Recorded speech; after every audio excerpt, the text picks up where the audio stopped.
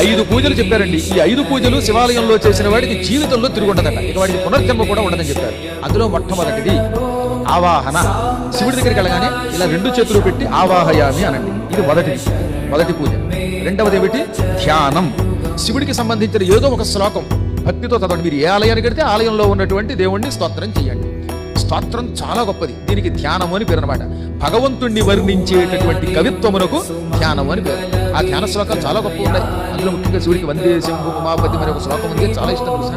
ఇలా ధ్యానం చేయండి. వెంటనే దానివల్ల ఈ జన్మలో కావలసిన ముక్తి లభిస్తుంది. ఇక మూడవది ధూపం. ఈశ్వరుడికి అత్యంత ప్రీతిపాత్రమైన ఉపచారములలో మూడవది ధూపం.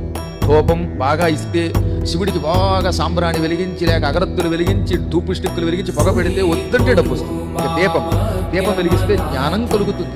ప్రదక్షిణ మహాపాపాలు తొలగిస్తుంది.